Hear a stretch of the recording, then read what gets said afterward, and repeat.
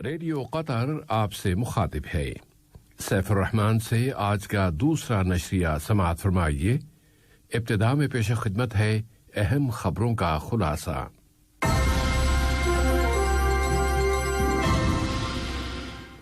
صاحب سمو امیر نے برادر ملک ترکی کے صدر سے تعزیت کا اظہار کیا ہے۔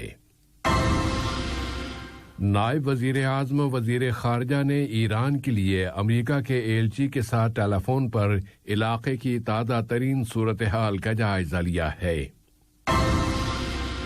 قطر نے جرائم کی روک تھام کے لیے اقوام متحدہ کی کانفرنس کا پرچم جاپان کے حوالے کر دیا ہے اور اعلان دوحہ کی بین الاقوامی سطح پر تعریف کی جا رہی ہے۔ اور حوثیوں نے ایک مرتبہ پھر سعودی سرزمین کو نشانہ بنایا ہے۔ سامعین، یہ تھا اہم خبروں کا خلاصہ، اور اب پیش خدمت ہے ریڈیو قطر سے آج کا دوسرا مفصل نشریہ۔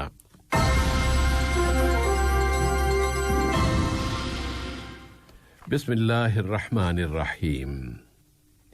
صاحب سمو امیر شیخ تمیم بن حمد آل ثانی نے برادر ملک جمہوریہ ترکی کے صدر رجب طیب اردوان کے نام وہاں کی ریاست بٹلیس میں ایک فوجی ہیلی کاپٹر کی تباہی میں ہونے والے جانی نقصان پر تعزیت کا برقی پیغام ارسال کیا ہے۔ صاحب سمو امیر نے زخمیوں کی جلد از جلد شفا یابی کی تمنا کا بھی اظہار کیا ہے۔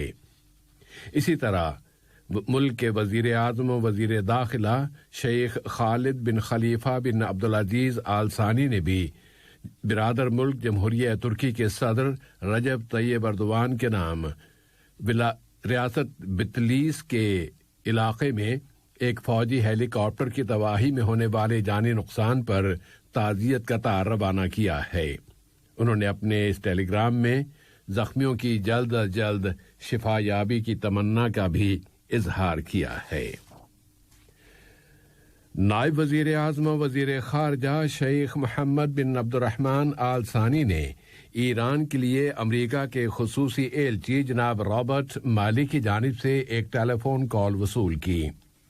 ٹیلی فون کے اس رابطے میں دونوں ملکوں کے درمیان تعلقات و تعاون اور اس علاقے خاص طور پر ایران کی موجودہ صورتحال کا جائزہ لیا گیا ہے۔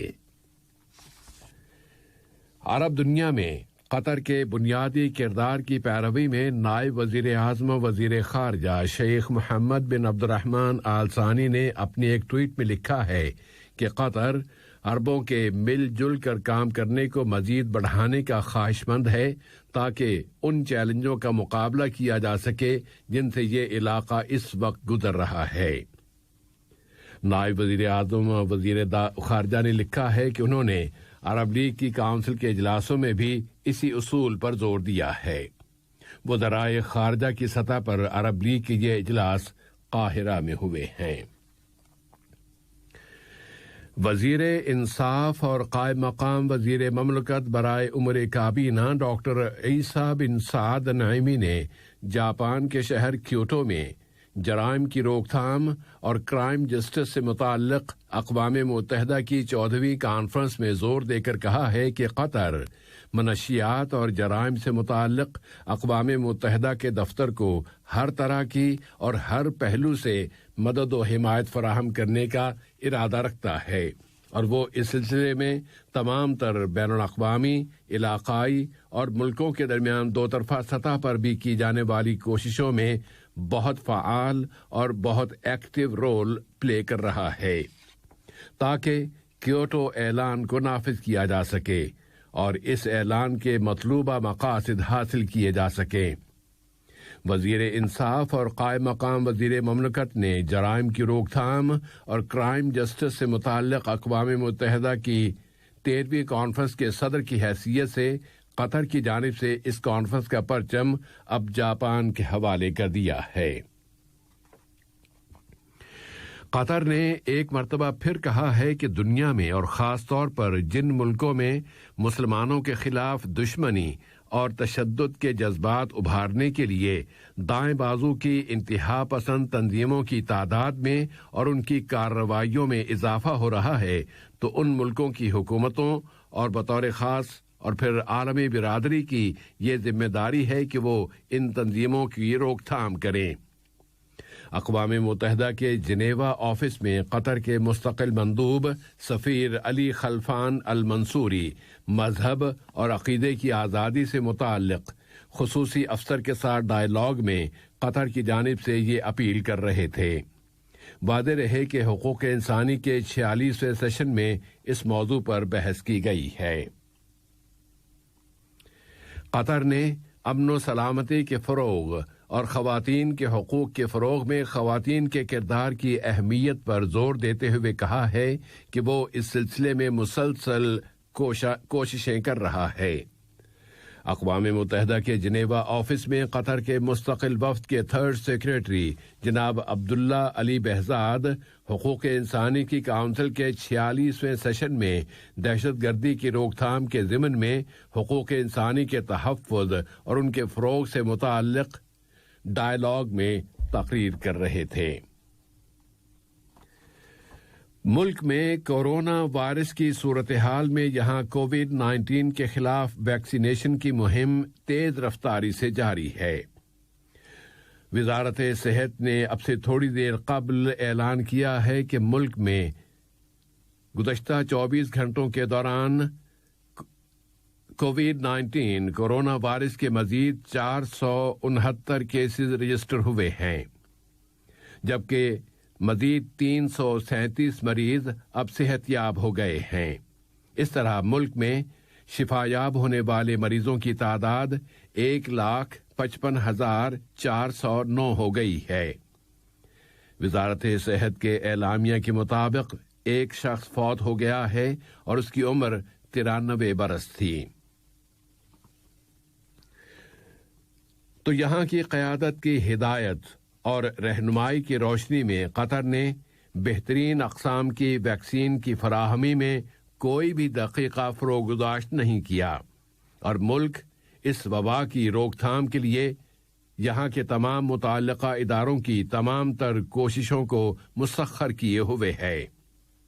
وزارت صحت عامہ نے اعلان کیا ہے کہ ویکسین کی دوسری ڈوز لے لینے کے فوری بعد بیرون ملک سفر کیا جا سکتا ہے۔ اس نے مزید بتایا ہے کہ ملک کے اندر یا ملک سے باہر کسی بھی جگہ ویکسین کی دوسری ڈوز لے لینے والے کو سفر سے واپسی پر کوارنٹینا کی ضرورت نہیں ہوگی۔ عالمی سطح پر ایک سروے میں انکشاف کیا گیا ہے کہ اینٹی کورونا ویکسین پر اعتماد میں مسلسل اضافہ ہوتا جا رہا ہے، اور ویکسینیشن کے حصول کی خواہش رکھنے والوں کی تعداد میں اضافہ ہو رہا ہے۔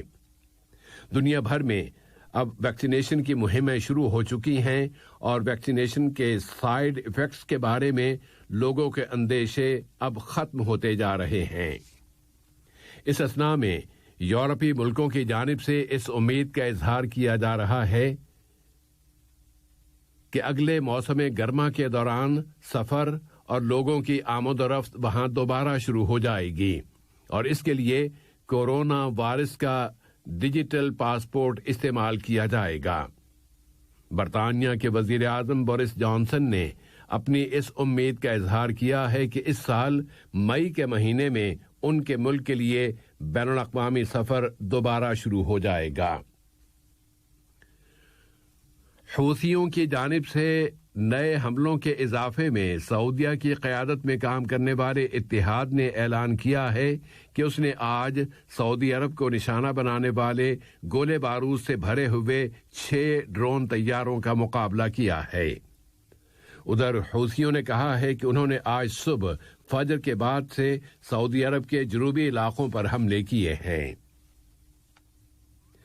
ویٹیکن کے پوپ فرانسس آج عراقی دارالحکومت بغداد پہنچے ہیں۔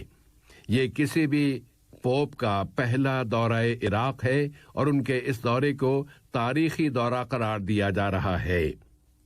پوپ کا یہ دورہ 4 روز تک جاری رہے گا، اور اس موقع پر وہاں سخت حفاظتی اور سیکیورٹی کے انتظامات کیے گئے ہیں۔ پوپ فرانسس نے بغداد کے صدارتی محل میں آج تقریر کرتے ہوئے اپیل کی ہے کہ تشدد، انتہا پسندی، پارٹی بازی اور عدم رواداری کو مکمل طور پر ترک کر دیا جائے۔ ایران کے ایٹمی مسئلے کی تازہ ترین صورتحال یہ ہے کہ یہ مسئلہ اب علاقائی اور بین الاقوامی سطحوں پر وسیع تر سیاسی بحث اور کھینچا تانی کا مسئلہ بن گیا ہے۔ یورپی ملکوں نے جوہری ایندھن کی بین الاقوامی ایجنسی کی کونسل آف گورنرز کے اجلاس میں ایران کی مذمت میں پیش کی جانے والی اپنی قرارداد واپس لے لی ہے، اور اس کے بعد تہران کا خیال ہے کہ یہ اقدام اب سفارتکاری کے لیے ایک اچھا موقع ہے جس کے ذریعے تمام فریق اب ڈپلومیسی کی پابندی کریں۔ ادھر امریکہ یہ سمجھتا ہے کہ ایران کو اب ضروری تعاون کے اظہار کا موقع فراہم کر دیا گیا ہے۔ امریکہ میں کانگریس کی عمارت کی حفاظت کی ذمہ دار پولیس نے مطالبہ کر دیا ہے کہ اگلے 2 مہینوں کے لیے اس کے عناصر کی مدد کے لیے وہاں نیشنل گارڈ بھی تعینات کر دیے جائیں۔ اور آج کے اس نشریے کی آخری خبر یہ ہے کہ واشنگٹن نے میانمار کے فوجی انقلاب اور اس کے بعد وہاں ہونے والے زبردست تشدد کے پس منظر میں میانمار پر بہت سی پابندیاں عائد کر دینے کا اعلان کر دیا ہے۔ واضح رہے کہ میانمار میں فوج نے گزشتہ مہینے سول حکومت کا تختہ الٹ کر مارشل لا نافذ کر دیا تھا، اور وہاں ہونے والے تشدد میں بہت سے پرامن مظاہرین قتل اور زخمی کر دیے گئے ہیں۔ آج کا یہ نشریہ ختم ہونے سے قبل اہم خبروں کا خلاصہ ایک مرتبہ پھر پیش خدمت ہے۔ صاحب اسمو امیر نے برادر ملک ترکی کے صدر سے تعزیت کا اظہار کیا ہے۔ نائب وزیر اعظم و وزیر خارجہ نے ایران کے لیے امریکی ایلچی کے ساتھ ٹیلی فون پر علاقے کی تازہ ترین صورتحال کا جائزہ لیا ہے۔ قطر نے جرائم کی روک تھام کے لیے اقوام متحدہ کی کانفرنس کا پرچم اب جاپان کے حوالے کر دیا ہے، اور اعلان دوحہ کی بین الاقوامی سطح پر تعریف کی جا رہی ہے۔